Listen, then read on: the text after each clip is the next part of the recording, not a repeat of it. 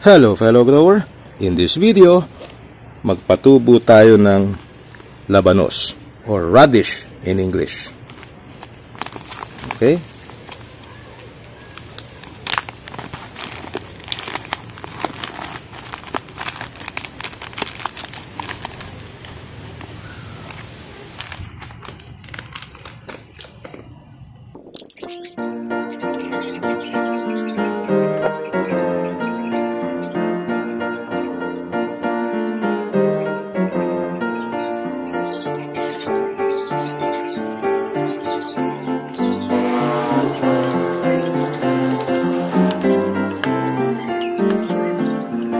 Today is August 8. Let's have an update when they sprout already.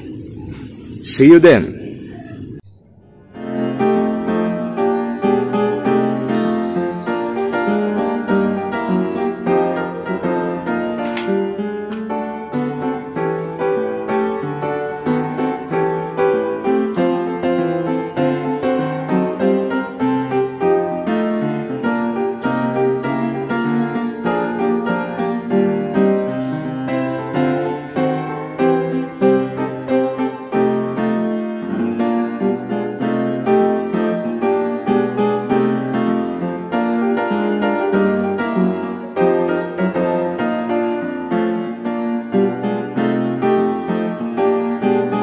So today is August 14. So let's have another update when they have a full set of leaves already. Alright, today is August 29 at ito na itsura ng mga buto ng labanos na ating pinasibol. So may mga permanent leaves na sila. Nasa 5 na yung kanilang dahon hanggang 6. So at this stage, dapat ito full sun ang ibibigay sa kanila. Sa maghapon, dapat na naaarawan para mas mabilis yung kanilang paglaki. At this stage also, it is time for them to be fertilized. At pagdating sa fertilizer, ang ina-advise po dito ay yung hindi masyadong mataas ang nitrogen content. Kasi ang gusto natin palakihin dito ay yung kanyang laman sa ilalim ng lupa. Pagka kasi masyadong mataas ang nitrogen content ng fertilizer nating ibibigay, ang mangyayari ay magdadahon na siya na magdadahon. So ang kailangan natin ibigay sa kanya ay yung makakatulong para lumaki yung kanyang ugat at maging laman. So in this case, ang advisable na ibigay sa kanya bilang fertilizer ay itong ammonium phosphate. Itong ammonium phosphate po kasi ay 16% lang ang nitrogen, 20% ang phosphorus. At wala siyang potassium. And at the same time, napansin ko, medyo nagkukulubot yung dahon niya. Ayan, yung isa dito, medyo napunit pa yung dahon niya. So, dadagdagan ko rin ng calcium ang ibibigay sa kanila. Pagdating naman sa calcium, ito ang gagamitin natin ay calcium nitrate. Yan. So paghahaluin ko lang itong dalawang ito. Gaano naman kadami ang fertilizer na dapat ibigay?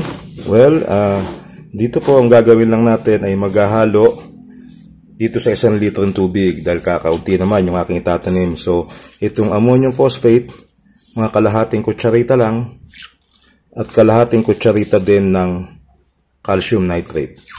Ihahalo sa tubig na ganyan and then hahaluin na siya. Takpan lang natin.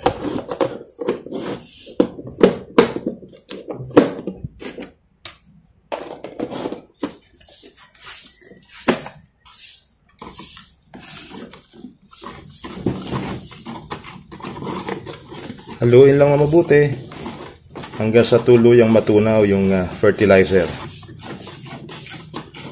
Yung calcium nitrate, mabilis lang hong matunaw yan.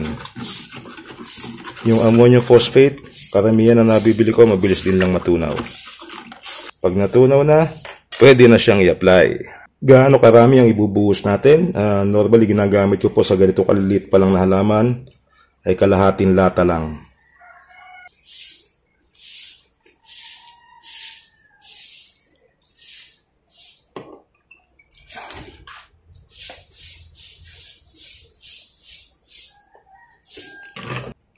So, magkaroon tayo uli ng update after a few weeks pag medyo malago-lago na sila. See you then. Alright, today is September 15 at ito na po yung update ng ating mga tinanim na labanos. Nakakailang linggo na rin sila at ganyan ang itsura. Pasensya na po kung medyo merong maingay na tuta, ha? Sandali lang.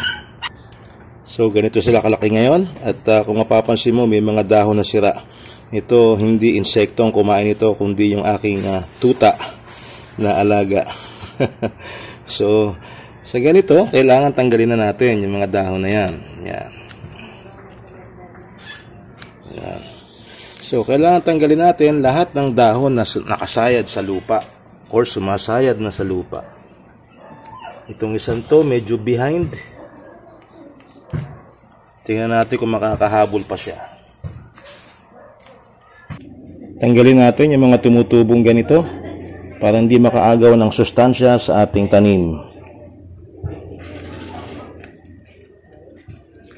So, sa pag-apply naman ng fertilizer, isang latang ganito lang. Pwede na rin yan. Yan. Paligid lang natin. Huwag natin basain ng fertilizer ang dahon. I-fertilize ko na rin yung iba pang itinanim ko na labanos dito. Yung maliliit pa, kagaya nun, pwedeng kalahating lata lang ang ilagay natin doon. At itong pag-fertilize nito, gagawin ko ito every 7 to 10 days. Kung may sakaling may insekto na sumisira sa halaman, pwede mag-spray ng insecticide. Karaniwan naman dyan, mga yung leaf miner, ganyan, sucking insects. So, meron naman mga insecticide na nabibili laban doon sa mga insekto na yon. Magkita-kita po tayo para sa susunod na uling video na mas malalaki na sila at hopefully may mga laman na sila. See you in the next video right after this. Alright, today is October 15 at ito naman yung update natin sa ating labanos after 1 month na rin yata. So ito, nabuo na itong isang ito. Ayan, mahaba-haba na siya. Pero hindi ko ina-assume na ito hanggang sa ilalim ng paso. Ito pa isa, medyo nabuo na rin siya. Itong dalawa, medyo nagpapasara pa, hindi pa nabubuo. Yung isang yon, naumpisa na rin mabuo siya. Ayan. Okay, so itong ganito, maintenance natin, kailangan pagka sumasayad sa lupa ang dahon, tatanggalin natin yan. At yung labanos, mas maganda na i-maintain natin naka-upright yung position yan. Dahil pagka yan tumagilid, medyo may hirapan na mabuo ang bunga. Sa napansin ko sa kanya, kagaya ng isang yon. Ayun, na-delay siya. Ito naman, bumagal yung kanyang paglaki. So itong isang ito, ayan, malaki na, ready for harvest na itong isang to. So ganyan talaga, merong mauuna, merong mahuhuli sa kanila. At tama lang naman yun. Dahil hindi ko naman kayang kainin sabay-sabay pagka lahat sila ay nabuo. So, ito yung ating example na pwede kang magtanim ng labanos sa iyong container, sa bakuran lang. Itong isang to, baka maghihintay pa ako ng isang buwan dito. Yun naman siguro mga 2 to 3 weeks bago ready ma-harvest o bago mabuo yung kanyang bunga. So, ito naman ready to harvest na itong isang ito. Yeah. So, hanggang dito na lang. Maraming salamat sa panonood at magkita-kita tayo sa iba pang mga videos ni Late Grower. Bye-bye!